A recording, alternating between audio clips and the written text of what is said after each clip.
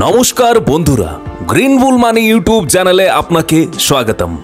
আজকে আমরা কথা বলবো জরুরি তহবিল নিয়ে। চলুন শুরু করা যাক।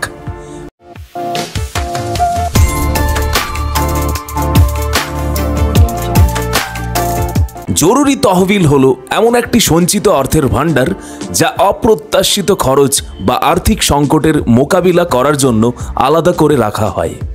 কঠিন সময়ে আর্থিক চাপ কমানো এবং উচ্চ সুদের ঋণের প্রয়োজন এড়ানোই এর প্রধান উদ্দেশ্য। জরুরি তহবিলের কিছু গুরুত্বপূর্ণ দিক। উদ্দেশ্য: অপ্রত্যাশিত খরচ যেমন চাকরি হারানো, অসুস্থতা, গাড়ির বা বাড়ির মেরামত বা অন্য কোনো জরুরি অবস্থার জন্য প্রস্তুত থাকা।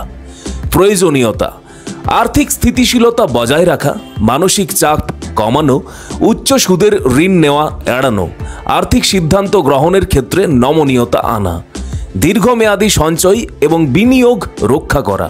কতটা তহবিল প্রয়োজন? সাধারণত 3 থেকে 6 মাসের জীবনযাত্রার খরচ কভার করার মতো অর্থ জরুরি তহবিলে রাখা উচিত। আপনার পেশার স্থিতিশীলতা, পরিবারের আকার এবং অন্যান্য আর্থিক পরিস্থিতির উপর নির্ভর করে এই পরিমাণ কম বা বেশি হতে পারে। কোথায় রাখবেন? জরুরি তহবিল এমন জায়গায় রাখা উচিত যা সহজে অ্যাক্সেস করা যায়, যেমন savings bank account, liquid mutual funds, short term fixed deposit. কিভাবে তৈরি করবেন? একটি নির্দিষ্ট সঞ্চয়ের লক্ষ্য নির্ধারণ করুন।